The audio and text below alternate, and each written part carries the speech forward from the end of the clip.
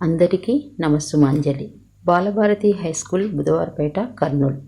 విద్యార్థులకు, తల్లిదండ్రులకు, పెద్దలకు, మేనేజ్మెంట్ వారికి మరియు అధ్యాపక బృందానికి ఈరోజు బాలల దినోత్సవం మరియు దీపావళి పండుగ సందర్భంగా అందరికీ నా హృదయపూర్వక శుభాకాంక్షలు తెలియజేస్తున్నాను. ఈరోజు దీపావళి పండుగ కనుక పండుగ విశిష్టతను గురించి తెలియజేయడానికి మీ ముందుకు వచ్చిన మీ రేణుకా టీచర్. ముందుగా పండుగల గురించి తెలుసుకుందాం. పండుగలు మన సంస్కృతి సాంప్రదాయాలకు, ఆచార వ్యవహారాలకు పండుగలే కేంద్ర బిందువు. పండుగలు ప్రతి కుటుంబంలో కష్టాలను మర్పించి నూతనోత్సాహాన్ని, ఆనందాన్ని నింపుతాయి. పండుగలు శుభాన్ని సూచిస్తాయి. బంధువులు, మిత్రులు అందరూ ఆనందంతో కలుసుకునేందుకు అవకాశం కలిగిస్తాయి. అంతేకాకుండా ఐకమత్యాన్ని, ఆధ్యాత్మిక చింతనను, సోదర ప్రజలయందు సర్వమానవ సోదర భావాన్ని పెంపొందిస్తాయి. పండుగలు భౌతికంగానే కాక మానసికంగానూ ఎంతో పవిత్రతను, వికాసాన్ని, విజ్ఞానాన్ని, సంస్కారవంతమైన ప్రవర్తనను సిద్ధింపచేయటంలో పండుగలు ప్రముఖ పాత్ర వహిస్తాయి. ఇప్పుడు దీపావళి పండుగ విశిష్టతను గురించి తెలుసుకుందాం. దీపావళి అంటే దీపాల వరస అని అర్థం. చీకటిని పారదోలి వెలుగునిచ్చే ఆయుధం దీపమే. అందుకే దీపేన సాధ్యతే సర్వం అన్నారు. ఆ దీపజ్యోతి పరబ్రహ్మ స్వరూపం. ఓ సంధ్యాదీపమా, నీకు నమస్కరిస్తున్నానంటూ దీపానికి నమస్కరించటం మనకు ఆనవాయితీ. దేవుని గూట్లో వెలిగించిన దీపం నిశ్చలంగా ప్రకాశిస్తుంటే మనసుకు ప్రశాంతంగా అనిపిస్తుంది. ఏకాగ్రత కుదురుతుంది, పుణ్యం లభిస్తుంది. దీపావళి అందరి పండుగ.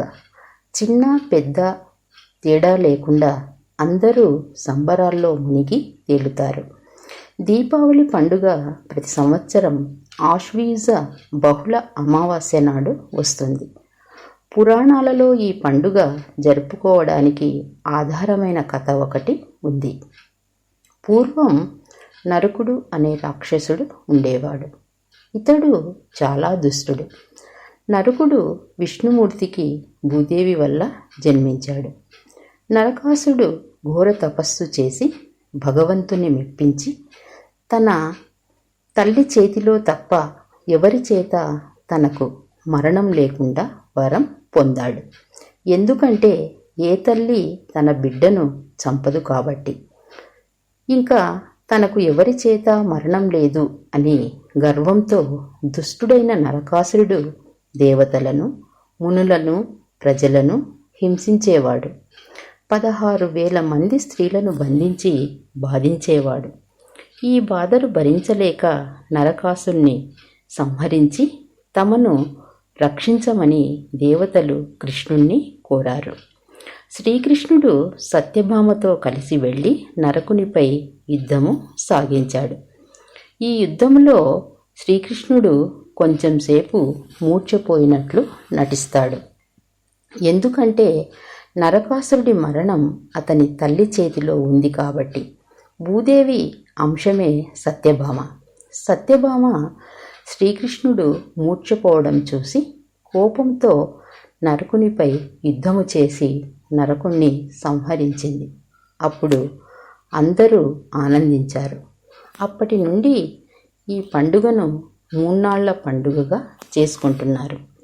మొదటి రోజు నరకాసురుడు చనిపోయిన రోజును నరక చతుర్దశిగా, రెండవ రోజు నరకుడు మరణించినందుకు ప్రజలు ఆనందంగా దీపాలు వెలిగించి బాణసంచా కాల్చి దీపావళిని ఆనందంగా చేసుకుంటారు. అలాగే ఈరోజు లక్ష్మీ పూజ ఘనంగా చేసి ఆ తల్లి అనుగ్రహం పొందుతారు. మూడవ రోజు కార్తీక శుద్ధ పాడ్యమిగా జరుపుకుంటారు. ఈ బలి పాడ్యమికి సంబంధించి బలిచక్రవర్తి కథ ఒకటి ఉంది. ఆ కథ ఏమిటో తెలుసుకుందాం. శ్రీ మహావిష్ణువు వామనావతారంలో బలి చక్రవర్తిని 3 అడుగుల స్థలం అడుగుతాడు. అప్పుడు బలిచక్రవర్తి వామనుడైన విష్ణువుకు తన సర్వస్వాన్ని దానం అందుకు సంతోషించిన విష్ణువు ఒక వరం కోరుకోమన్నాడు. అప్పుడు బలిచక్రవర్తి, నేను దానమిచ్చిన భూమిని వామనుడనే పేరుతో అంతటా నీవు ఆక్రమించుకున్నావు కనుక ఈ 3 అడుగులకు సంకేతంగా చతుర్దశి, దీపావళి అమావాస్య, కార్తీక శుద్ధ పాడ్యమి ఈ 3 రోజులు భూలోకంలో బలిచక్రవర్తి రాజ్యంగా ఉండాలి. నా రాజ్యంలో దీపాలు వెలిగించి దీపపూజ చేసే ప్రతి ఇంట్లో నీ భార్య లక్ష్మీదేవి శాశ్వతంగా ఉండాలి. నా రాజ్యంలో ఎవరి ఇంట అయితే దీపాలు లేకుండా అంధకారంగా ఉంటుందో వాళ్ళ ఇంట ఎప్పటికీ చీకటే ఉండాలి అన్నాడు బలిచక్రవర్తి. దానికి విష్ణువు సరే తదాస్తు అన్నాడు. కాబట్టి మీరందరూ దీపావళి రోజు చక్కగా దీపపూజ చేయండి. ఇండ్ల ముందు దీపాలు వెలిగించండి. మహాలక్ష్మిని ఆహ్వానించండి. ఆ తల్లి మీ ఇండ్లలో శాశ్వతంగా ఉండి సకల అష్టైశ్వర్యాలను ప్రసాదిస్తుంది. ఈ దీపావళి పండుగ మన దేశంలోనే కాక ఆర్కిటిక్ ప్రాంతానికి చెందిన కొన్ని దేశాల్లో కూడా ఎంతో ఆనందోత్సాహాలతో దీపావళిని నిర్వహిస్తున్నారు. ఆర్కిటిక్ ప్రాంతంలో సంవత్సరంలో 6 నెలలు పగలు, 6 నెలలు చీకటి. చీకటి కాలం తొలగి వెలుగు వచ్చేది ఈ దీపావళి రోజే.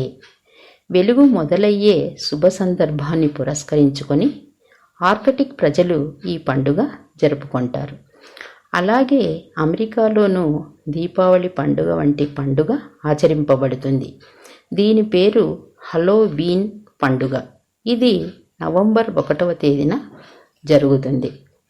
కాబట్టి విద్యార్థులారా, మీరందరూ దీపావళి పండుగను ఆనందంగా జరుపుకోవాలి అని ఆశిస్తున్నాను.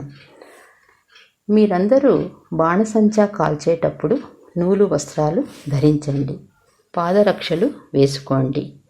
బాణసంచా కాల్చేటప్పుడు బకెట్ నిండా నీళ్లు ప్రక్కన ఉంచుకోండి.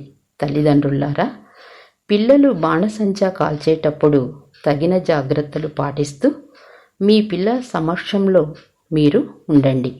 ఈ దీపావళి పండుగ అందరూ ఆనందంగా జరుపుకోవాలని, ఆ లక్ష్మీదేవి కరుణా కటాక్షాలు మీపై ఉండి అష్టైశ్వర్యాలు ప్రసాదించాలి అని మనస్ఫూర్తిగా కోరుకుంటున్నాను. ఓం శ్రీ నమః. సర్వే జన సుఖినో భవంతు.